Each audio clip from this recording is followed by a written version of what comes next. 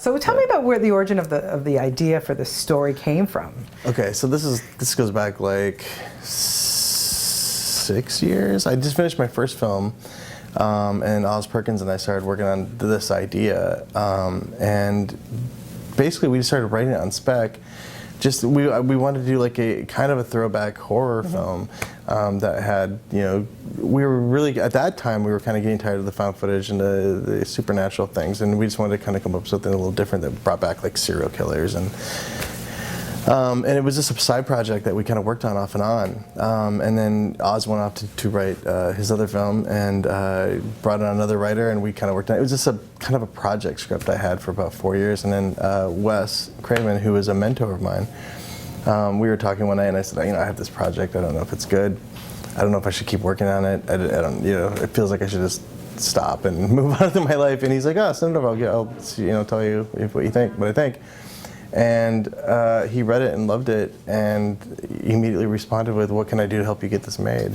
And he came on as a producer, and 2 years later, you know, he was in the trenches with us for 2 years, indie film, you know, trying to get it, you know, financed and put together and cast, and he was, you know, instrumental in all that. Well, let's just backtrack here a little bit because, you know, oh, Wes Craven was my mentor. I mean, hello, that is cool, my friend.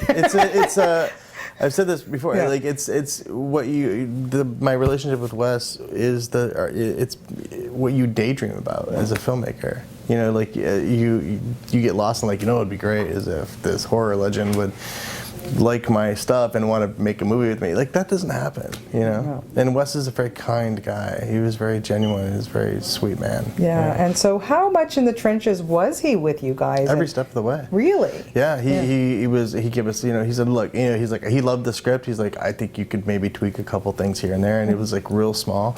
He was instrumental in casting. He helped us with that. He watched dailies every day. We'd send him links every day, so he'd give us notes on that, what we're doing. I wanted, you know, it was always about me with having Wes's name on this. It was always, I was more like, I have to protect his legacy, you know.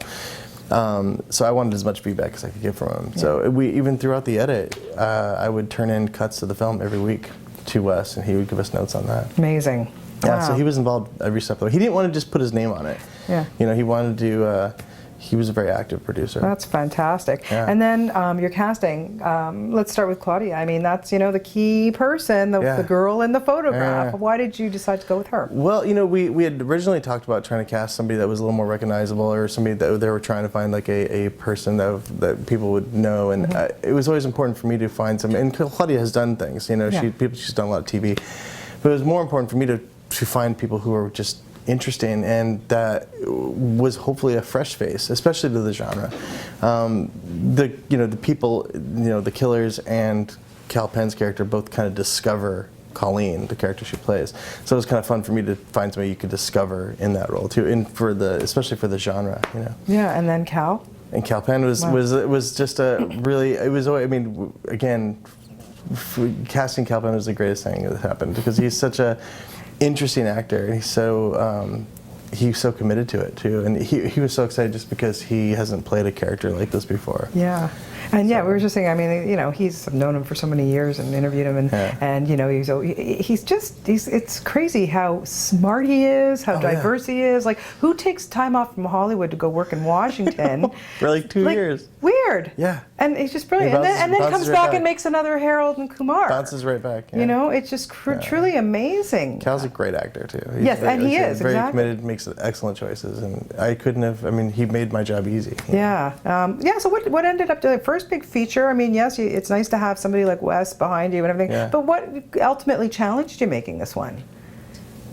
What challenged me into making this film? I mean, it's still an independent film. Yeah. So I mean, there's money. You've read stories, you know, you read those books. Like they're very challenging to make. You know? And anytime you get a film made, period, is a huge accomplishment. You know, I think that, you know.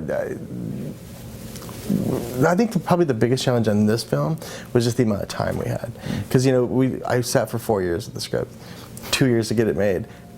We started shooting this movie on April 15th, day one. Whoa. And we're premiering it tonight. 5 months exactly. So I mean, to work for so long on something, you know, which is great because that's the only way we actually probably could have achieved it. But it was a tiny amount of time to finish it. Yeah. So what scares you? Moths. I'm terrified of moths. Are you really? Actually. Yeah, I hate them because they just like, you know, they catch you. And yeah, they're disgusting. Powder and they And they stink and everything. Yeah. It's like moths is. That's a good one. My thing, yeah. So what do you think makes a really good horror story? Why do people love going to these kinds of movies? I think it's just well, it's like the same reason. It's the kind of cliche answer, but like, why do people go on roller coasters? You know, people like that feeling. They like the rush, and they like to be scared, and they like, you know, the genre. I think what makes a good horror film to me is something that I hope to, you know, I want to feel something for the characters before they end up ultimately getting it again. You know, so. My love for like 80s horror films with Halloween and Nightmare on Elm Street and those kind of movies, like you cared about all those people, and yeah, I don't know. Yeah, it's crazy. I trailed off on that one, didn't I? No, it's okay. Listen, you know, it's a long day for you. You're gonna be up late. You gotta have a nap before tonight. I have like 8 hours to go still. Yeah.